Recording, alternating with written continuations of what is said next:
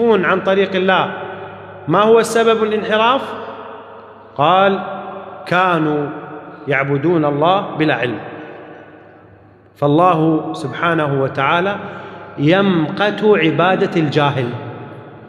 ايش احنا يعني نتفقه بديننا ونتعلم الصلاة؟ انت من تتعلم الصلاة رب العالمين راح يحب عبادتك. الله عز وجل يمقت عبادة الجاهل، اللي يعبد ما يعرف قيمة العبادة.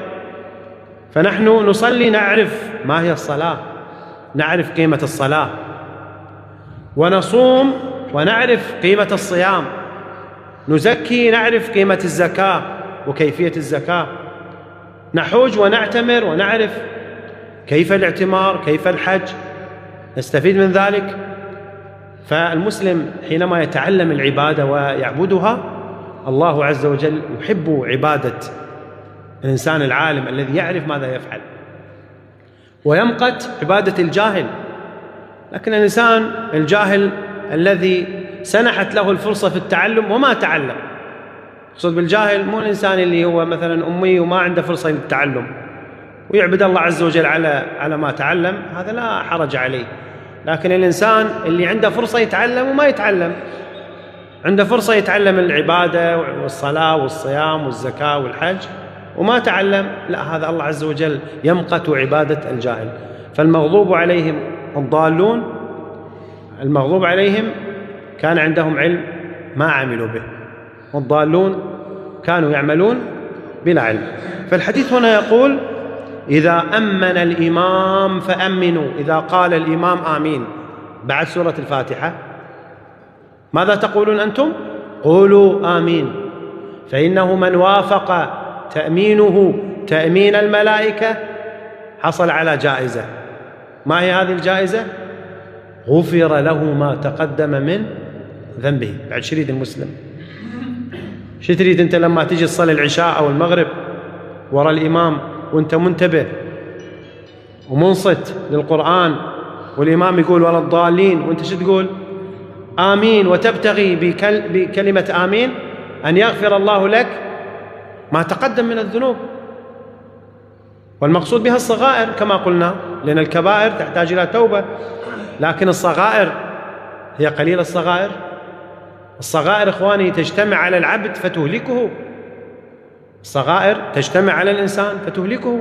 أحيانا بعض الناس ما عنده كبائر لكنه يهلك إيش؟ بكثرة الصغائر. يقول: والجبل هو من صغار الحجر. فالذنوب إذا تكاثرت على المسلم تهلكه. والله عز وجل رحمة بالعباد جعل هذه الطاعات والعبادات لتكفير الخطايا. قال عليه الصلاة والسلام: تحترقون فإذا صليتم الفجر غسلتها، ثم تحترقون فإذا صليتم الظهر غسلتها، ثم تحترقون، وإلى آخره. والعلماء قالوا: أي أنكم تعملون أعمالا تستحقون بها العذاب، فتأتي الصلاة إيش؟ فتكون الصلاة سببا في النجاة، سببا في أن المسلم يخرج نقيا من الذنوب. الصلوات الخمس كما قال النبي عليه الصلاة والسلام: مكفرات لما بينهن إذا اجتنبت الكبائر. والجمعة إلى الجمعة مكفرات لما بينهن إذا اجتنبت الكبائر. ورمضان إلى رمضان. فإذن المسلم يسابق إلى الخيرات ولا يأمن.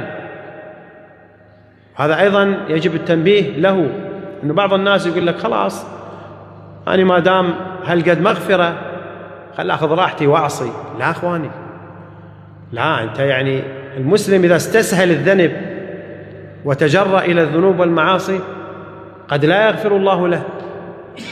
فالمسلم على وجل وعلى خوف. اعلموا أن الله شديد العقاب وأنه غفور رحيم. حتى قال العلماء: المسلم يسير إلى الله عز وجل بجناحين: جناح الرغبة وجناح الرهبة. يهلك من يطير بجناح واحد. إذا واحد قال الله غفور رحيم وشيت بالذنوب. جناح الرغبة بس يرغب فيما عند الله، الله يغفر لي، وطائر بجناح واحد ويعصي.